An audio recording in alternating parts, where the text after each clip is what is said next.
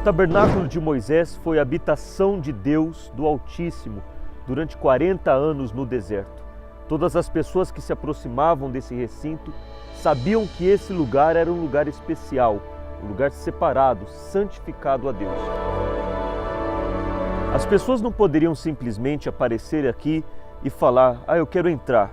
Todas as pessoas que quisessem ter um compromisso com Deus teriam que provar esse compromisso através de um sacrifício.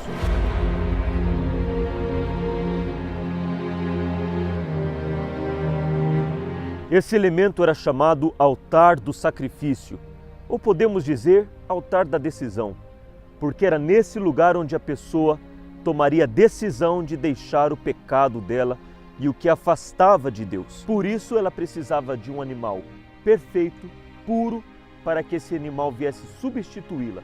Ela teria que ser morta, mas na verdade quem iria morrer era o animal.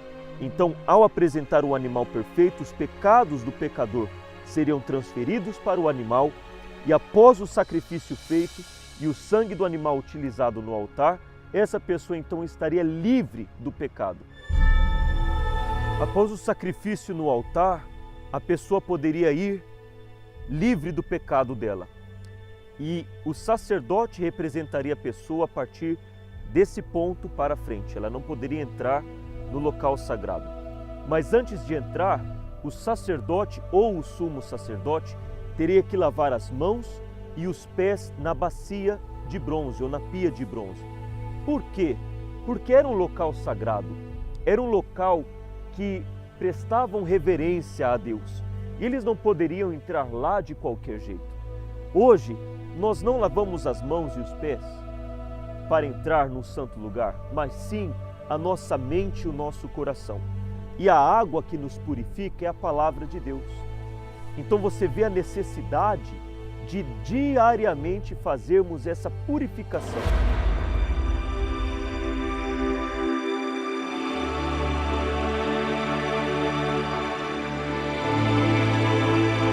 O serviço sagrado no santuário acontecia todos os dias. A primeira coisa que acontecia, os sacerdotes vinham para a mesa dos pães e ele examinava cada pão que estava sobre a mesa. Existiam 12 pães. Obviamente, as pessoas não tinham acesso a esse lugar. No entanto, cada pão representava uma tribo. Por isso, 12 pães, que iguala às 12 tribos.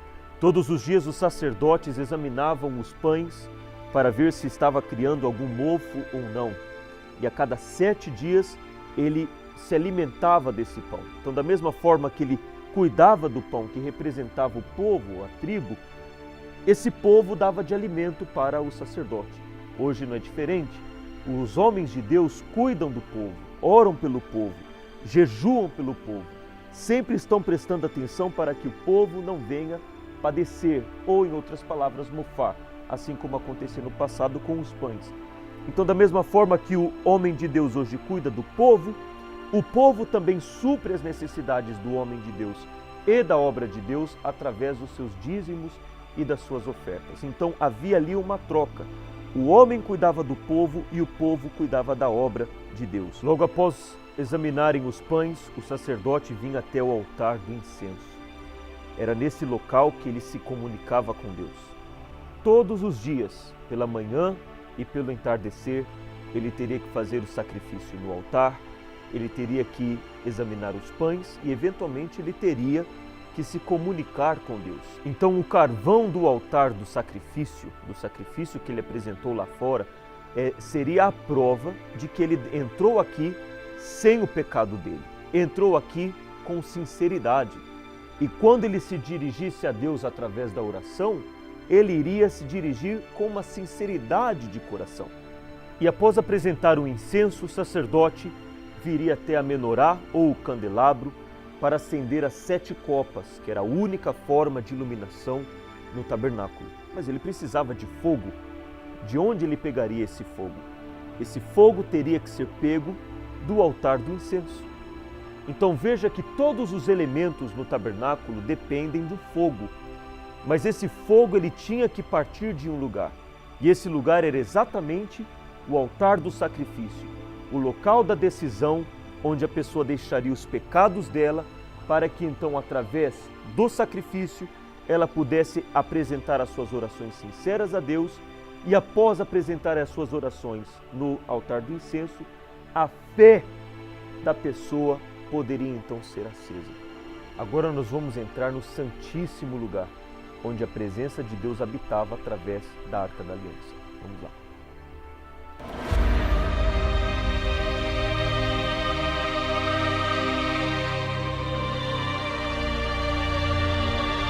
A Arca da Aliança era o símbolo do pacto de Deus com o povo de Israel.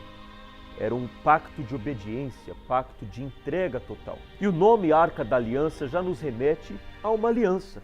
É o que temos quando nos casamos. E é exatamente isso o que Deus sempre quis fazer com o povo. Firmar um pacto, uma aliança com esse povo. Só que Deus é santo e Ele precisava que esse povo viesse a largar as suas idolatrias, os seus erros, os seus pecados, para que então eles fossem purificados, eles viessem a ter uma comunhão sincera com Deus, a fé desse povo pudesse ser acesa e então finalmente esse casamento, esse pacto aconteceria.